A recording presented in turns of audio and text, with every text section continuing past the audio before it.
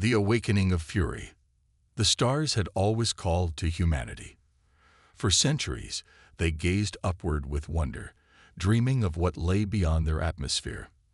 When they finally developed faster-than-light travel and ventured into the cosmos, they discovered they were far from alone.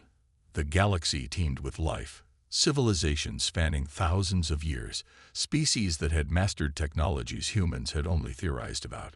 The galactic conclave welcomed Earth with what seemed like open arms. 23 species, each with their own histories, cultures, and territories, governed the known galaxy through a complex system of treaties and alliances. Humanity was designated as an emerging intelligence, a classification that came with protections, but also restrictions. Your species shows remarkable potential, High Arbiter Valish of the Xindari told the first human ambassadors. His silver-scaled face displayed what humans would later learn was amusement. But potential requires guidance. You will learn much from us. For 15 years, humanity accepted their role. They were given limited access to technologies, allowed to colonize a handful of systems under conclave supervision, and invited to observe conclave proceedings but never to vote. Earth's governments were grateful for the knowledge, the protection, the medical advances that had eliminated most human diseases. Children born after first contact grew up in a world where cancer was as obsolete as smallpox, where clean energy powered everything from personal transports to orbital stations. Admiral Elena Reyes, commander of Earth's modest interstellar fleet, never trusted them. "They're treating us like pets," she told the United Earth Defense Council. "Clever pets, but pets nonetheless." "Patience, Admiral," was always the response. "We're still proving ourselves." The conclave's true test came when the Vrol emerged from the galactic rim. No one had encountered them before, a hive species with devastating bioweaponry and organic ships that consumed everything in their path. The Vrol struck first at the Jaxeri colonies, devouring 3 worlds before the conclave could mobilize a response. The conclave's military forces, primarily composed of the ancient Xindari, the militant Dorzak, and the strategic Palaxian fleets, established defensive lines across 6 sectors. They called for support from all member species, including Earth.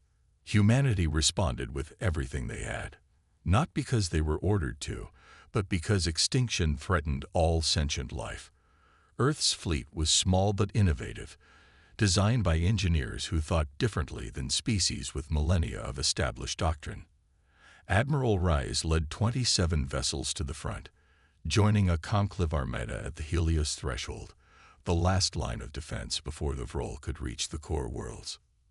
"Your ships are unproven in major combat," Dorzak Commander Kraz told Reyes. "Support the rear guard." Reyes studied the tactical displays, noted the gaps in the conclave formation, and made a different call. Division 1 will reinforce Sector 7 Alpha. Divisions 2 and 3 will execute flanking maneuvers through the Callisto debris field. "The debris field is too dense for safe navigation," the Palaxian admiral objected. "Not for us," Reyes answered. When the Vrul attacked, they expected the standard conclave response, a layered defense relying on overwhelming firepower. Instead, they encountered human ships threading through debris at speeds the conclave considered suicidal, striking from unexpected vectors, using the environment as both weapon and shield. The battle lasted 36 hours. Humanity lost 17 ships, but the Vrul advance was halted. It was only the beginning. For 2 years, the war raged across the galactic rim. Humanity committed everything, not just military assets, but scientific teams who worked tirelessly to understand the Vrol biology, diplomatic corps who coordinated refugee relief efforts, civilian transports retrofitted as medical vessels that ventured into combat zones to rescue the wounded of all species. The war came at a terrible cost. 8 million human lives. 34 colonies. Earth itself came under attack, its orbital defenses barely repelling a Vrol strike force. Cities burned. Families mourned. But humanity fought on. When the Vrol were finally defeated, their hive consciousness severed by a desperate strike team led by humans and Jaxari commandos. The galaxy celebrated. The threat had passed. Reconstruction began. Ambassador Michael Chen stood before the conclave chambers, Earth's petition for full membership displayed behind him. The chamber was silent as he spoke. Humanity has stood with the conclave through its darkest hour. We have bled alongside you, mourned alongside you, rebuilt alongside you. We ask now to stand as equals, with all rights and responsibilities that entails. The vote was held the following day. 23 species, 23 votes needed. The results were delivered to Earth not through official channels, but leaked by a sympathetic Jaxari diplomat. 22 votes against. Only the Jaxari had supported Earth's petition. The official reasoning was encoded in bureaucratic language. Earth has not yet achieved sufficient socio-political stability. Displays concerning tendencies toward independent action requires further cultural maturation. But the private communications, also leaked, told the truth. Humans proved too adaptable during the conflict. Unnerving capacity for innovation under pressure. Military strategies indicate dangerous unpredictability. Best to maintain current status for several more centuries. They feared what humanity might become. The response on Earth was immediate. Protests erupted in every major city. Veterans of the Vrol War threw their medals into the reflecting pools outside conclave embassies. Families who had lost children, parents, spouses demanded answers. In a small office deep beneath the North American Defense Complex, Admiral Reyes sat with General Marcus Santos and Dr. Amara Singh, director of Earth's Advanced Sciences Division. "They used us," Santos said, his voice tight with controlled rage. "They put us on the front lines because we were expendable. And now, they're afraid of us." "No," Reyes corrected. "They've always been afraid of us. Now they're terrified." Dr. Singh placed a data crystal on the table. "This contains everything. All the technologies the conclave has restricted. All the scientific advancements they've held back. I've had teams working on reverse engineering and theoretical applications since the war began." "Can we build it?" Reyes asked. Singh nodded. "Not here. Too many observers. But I have a proposal." The plan took shape in whispers, in encrypted communications, in facilities built in the shadows of distant moons and asteroid belts. Officially, Earth accepted the conclave's decision with diplomatic disappointment. Trade continued. Cultural exchanges proceeded. Human representatives still attended conclave sessions as observers. But from Luna to Europa, from Mars to Titan, humanity worked. Ship designs evolved. Incorporating technologies the conclave fought beyond human understanding. Weapons platforms were disguised as research stations. Quantum communication networks were established outside conclave monitoring. 5 years passed. The galaxy continued its ancient rhythms. The Vrol War became history, taught to schoolchildren as the great crisis that was overcome through cooperation. The conclave expanded its influence, adding 2 more species to its ranks, both given full membership status without the waiting period imposed on humanity. Earth's petitions for reconsideration were politely declined. Then came the Mars incident. A Xindari diplomatic vessel, authorized to visit the human colony for cultural exchange, was discovered deploying surveillance devices designed to infiltrate secure networks. When confronted, the Xindari claimed it was standard security protocol. The Earth government filed a formal protest. The conclave dismissed it. 3 days later, a Dorzak military cruiser violated Earth's space, claiming navigational error. Scans revealed weapons-powered and targeting systems active. Admiral Reyes, now commanding Earth's orbital defense grid, ordered a warning shot across the Dorzak bow. The conclave responded with sanctions. Earth's limited trading rights were further restricted. 3 human colonies were placed under direct conclave supervision for security concerns. In the darkened Situation Room beneath Geneva, President Amara Chen faced her advisors. "They're tightening the noose," she said. "Testing our boundaries, waiting for us to make a mistake they can use to justify further restrictions. Admiral Reyes stood. "Madam President, it's time. Project Prometheus is ready."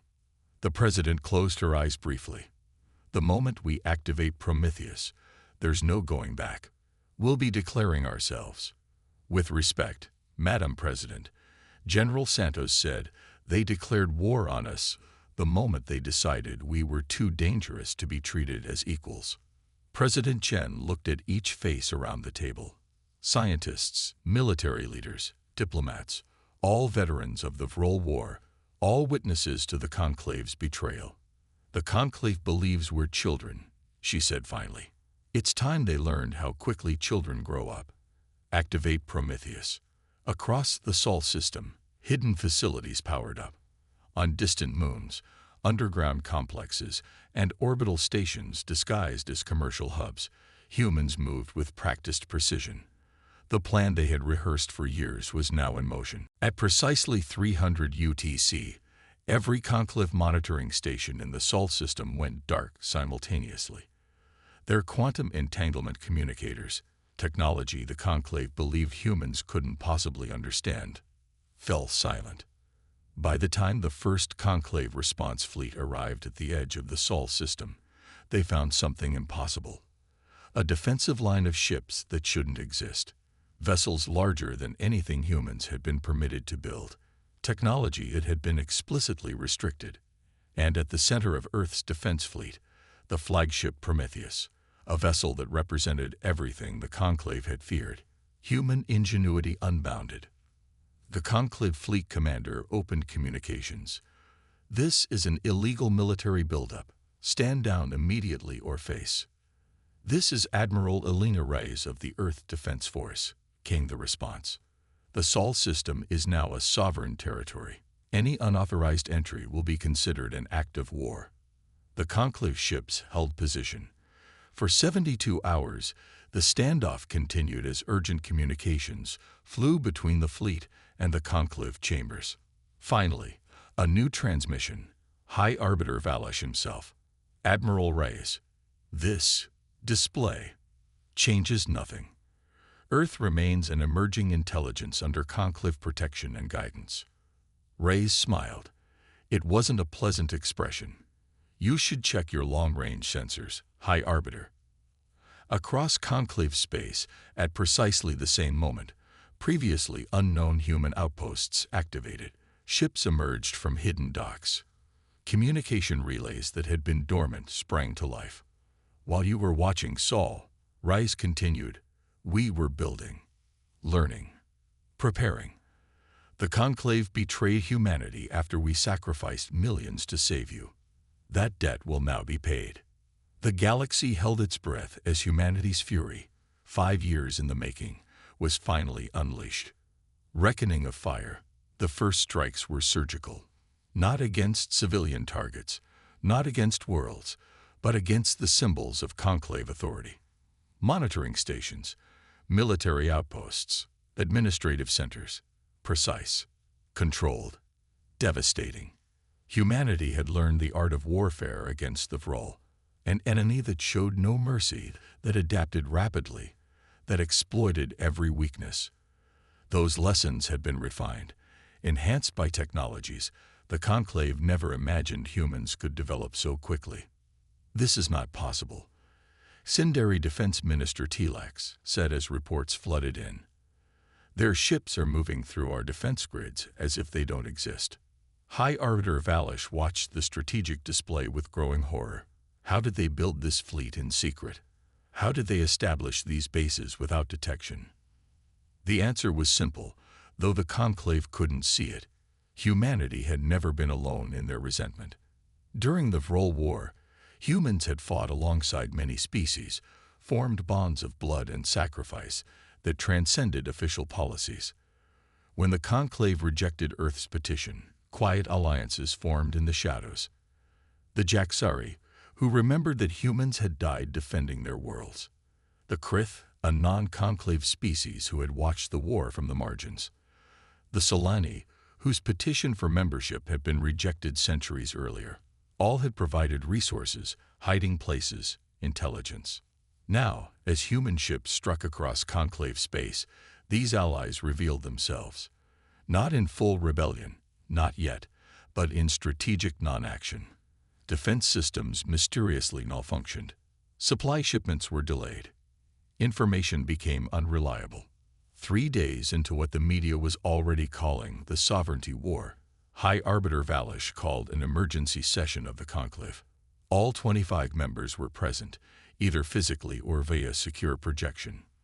This insurrection must be crushed immediately, Dorzak Representative Krax demanded. Deploy the combined fleet, blockade their colonies, bombard their outposts until they surrender. The Palaxian representative's tendrils rippled with agitation. The combined fleet is already engaged and not prevailing. Human ships are using technologies we believe theoretical at best. Their stealth systems render our sensors useless. Their weapons penetrate our strongest shields. How is this possible? Demanded the Vorathi representative. They are primitives, barely 2 centuries into space travel. The Jaxari representative rose slowly. They were primitive enough to die for us, she said, her voice cutting through the chamber. Primitive enough to send their children into battle when our worlds burned. Primitive enough to believe that sacrifice would earn them respect. On Earth, President Chen monitored the unfolding conflict from the Geneva Command Center. Reports came in continuously. Conclave forces retreating from the Arcturus sector. Human colonies declaring independence from Conclave oversight. Non-human worlds requesting diplomatic channels with Earth rather than the Conclave. Phase 1 is proceeding faster than anticipated, General Santos reported. The Conclave's military response has been fragmented. They never imagined we could strike so many targets simultaneously. Admiral Reyes, commanding the operation from the Prometheus, sent regular updates from the front lines. Conclave forces are falling back to their core systems. Minimal casualties on both sides. They're confused, not coordinated. And the civilian populations? President Chen asked. No panic so far, Defense Minister Quan replied. Our information campaign is working. Every strike is accompanied by broadcasts explaining our actions and assuring non-military targets that they are not at risk. This was crucial to humanity's strategy. They weren't fighting for vengeance, but for recognition, and not just for themselves. The manifesto transmitted across all conclave frequencies made this clear. The age of the conclave's unchallenged authority is over. All sentient species deserve self-determination. All voices deserve to be heard. Not everyone on Earth agreed with this measured approach. A faction within the military, led by Commodore Victor Dalton, argued for more decisive action. We have them on the defensive, Dalton insisted during a strategy session. We should press the advantage, disable their major shipyards, target their governmental centers, force an unconditional surrender. President Chen rejected these proposals. We are not conquerors. We are not seeking to replace the conclave with human domination. That would make us what they feared we were. The war entered its second week. Conclave forces rallied, mounting counteroffensives against human positions. Battles flared across disputed territories. Both sides took losses, though humanity's advanced shielding and medical technology kept their casualties lower. Then came the transmission that changed everything. The Krith information broker, operating on the fringes of conclave space, forwarded data to Earth that had been extracted from a heavily secured Sindari facility. The Ascension Protocols. Dr. Sain's analysis team worked through the night to decrypt and translate the documents. By morning, their findings had reached President Chen's desk. It's worse than we thought, Dr. Singh explained, her voice tight. The conclave, specifically the Sindari, Dorzak, and Vorathi, have been manipulating species development for millennia. The emerging intelligence classification isn't about protection or guidance. It's about control. The documents detailed a systematic program, identifying potentially competitive species, guiding their development along predetermined paths, allowing them advancement only when it served conclave interests, and when necessary, engineering conflicts that would cull populations deemed too aggressive or innovative. The Vrol War, President Chen said, the realization dawning. Was it? Deliberately escalated, Dr. Singh confirmed. The Vrol had been contained for centuries. The conclave released them, directed them toward specific targets.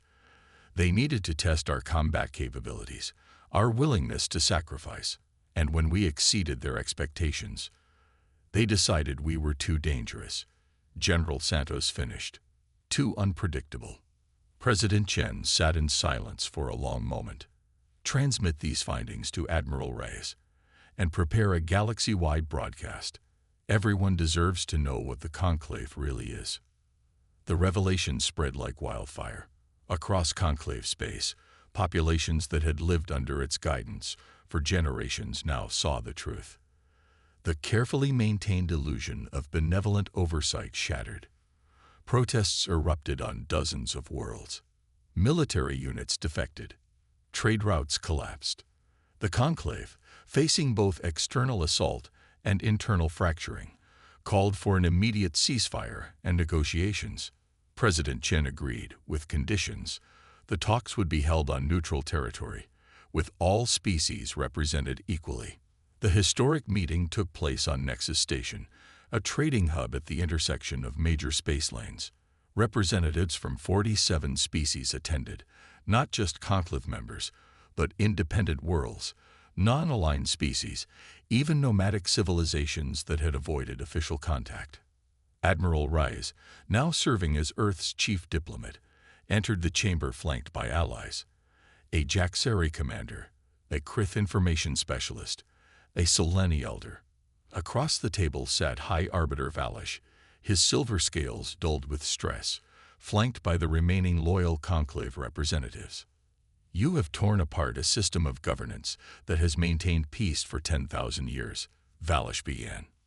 Peace for whom? Rice countered. Security for whom? Advancement for whom? The Ascension protocols make it clear. The conclave never intended equality.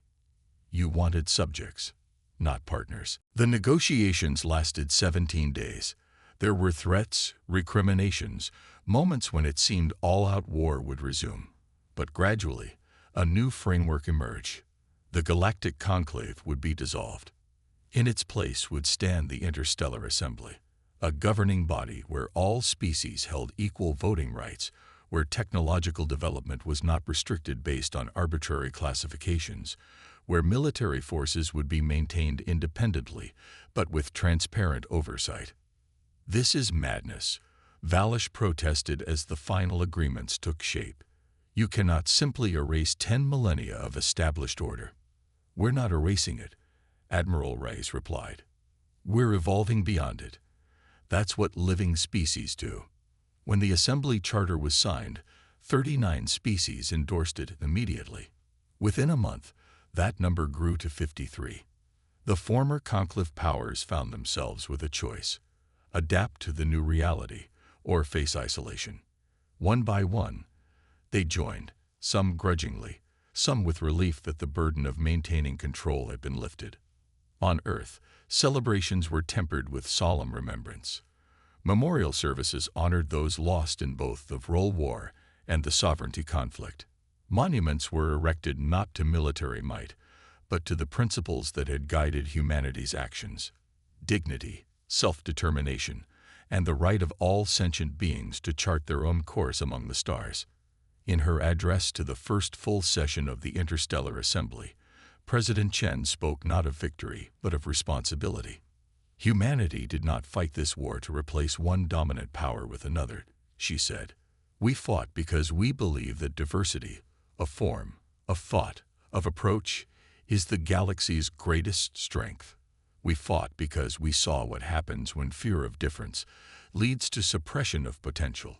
She gestured to the assembled representatives, hundreds of species now standing as equals. This assembly faces challenges no single species could overcome alone. Climate collapse on worlds whose atmospheres were damaged during the conflicts. Refugee crisis spanning multiple sectors. Economic systems in transition. But we face these challenges together, not as rulers and subjects, but as partners. Admiral Reyes, watching from Earth, nodded in quiet satisfaction. The path ahead would not be easy. Old powers did not relinquish control willingly. New alliances would be tested. But for the first time, humanity stood among the stars not as newcomers to be guided, not as threats to be contained, but as architects of a more just cosmic order. The betrayal that had ignited humanity's rage had forged not just liberation for Earth, but for countless species who had waited centuries for the courage to challenge what had always been. In the vastness of space, a new era had begun.